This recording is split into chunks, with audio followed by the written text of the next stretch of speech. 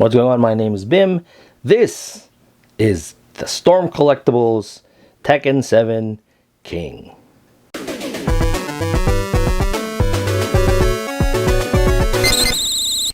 Alright, so you've got King in all his glory. Let's talk about the sculpt.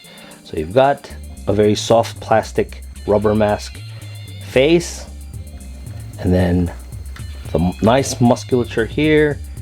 You've got, and it's all made from like hard plastic. The torso, the chest piece, is made from a rubbery material.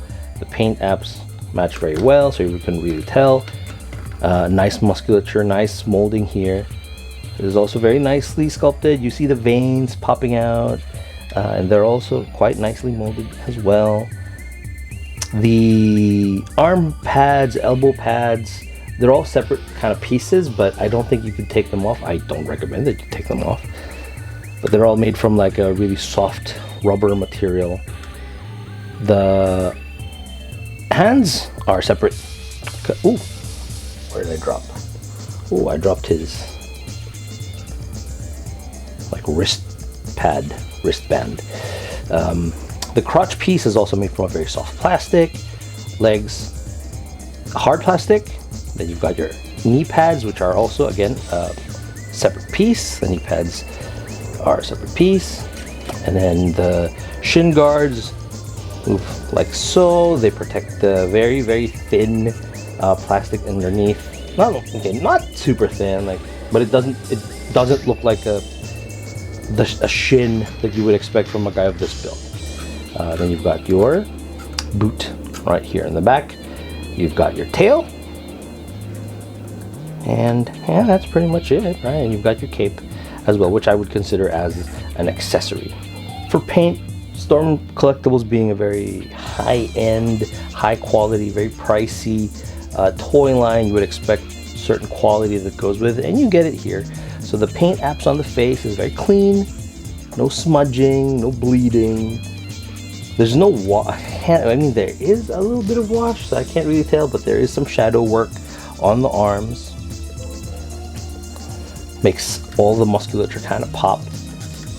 This kind of scratches on the paint. They're from use, right? So the more you put on, the more it goes into the joint, the more scuffed it gets. So it's a little bit scuffed there. That's because I've been playing with it a lot. So I got this on launch. I got it like as pre-order, and I just only decided to make a video about it now. And then, yeah, you got lettering, King, Anger of the Beast, very clean. In the back, you've got King, Anger of the Beast, very clean. The painted bits are actually embossed, so there is a texture to them. You can feel it. So it's King, Anger of the Beast. Very nice paint, very clean. And then you've got your little paw marks on the feet. It's also very nice, very clean. So the paint, immaculate. On the back of the trunks, you've got the lines, the tiger lines. You've got this symbol, which is again very neat, very clean. Yeah, actually, there's actually some texture to them as well. And then you've got the tail. So paint, 100% immaculate, fantastic. For articulation, you've got I think this is called the dumbbell joint for the neck. So it goes left and right, goes around, up and down, up as much as this way. But then you see the magic happening underneath, so I wouldn't recommend going up all the way there. And then you've got your chest, which I think is another dumbbell joint. So you can twist, goes up and down, nice crunch.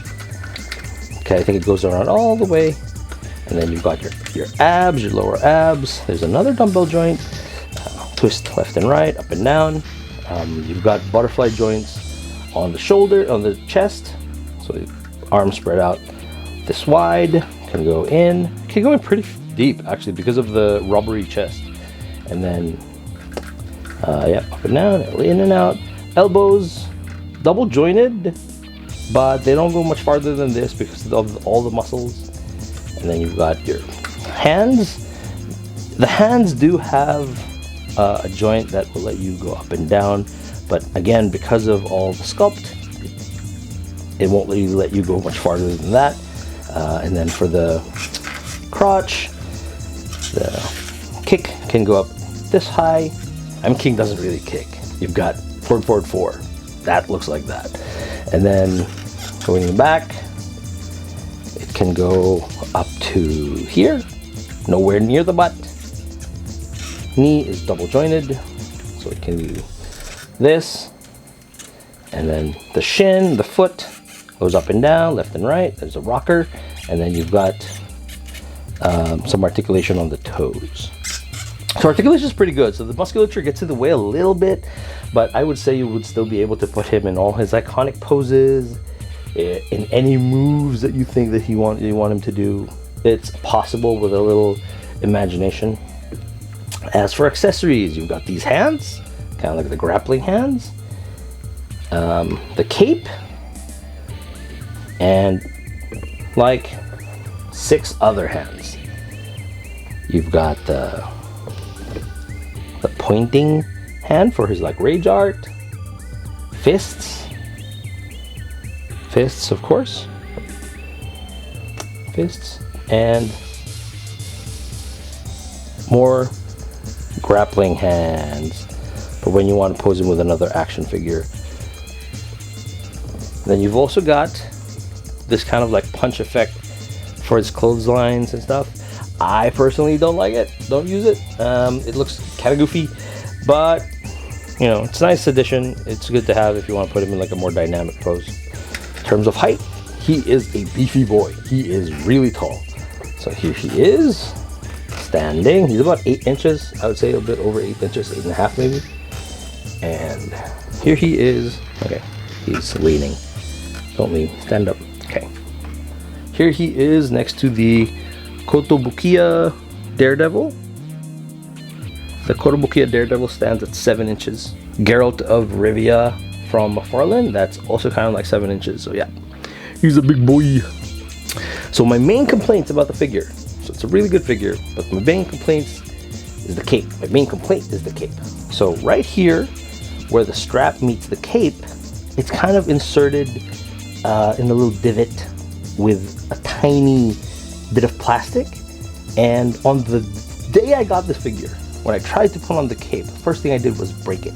It's an easy fix, right? You just put a little bit of super glue and it goes back in, no problem. But it is very difficult to remove the cape and put it back on without breaking it. So there is that. And then the hands. The hands come off way too easy. Way too easy. So if you're posing King, you know, it just, be prepared to put these things back on a lot.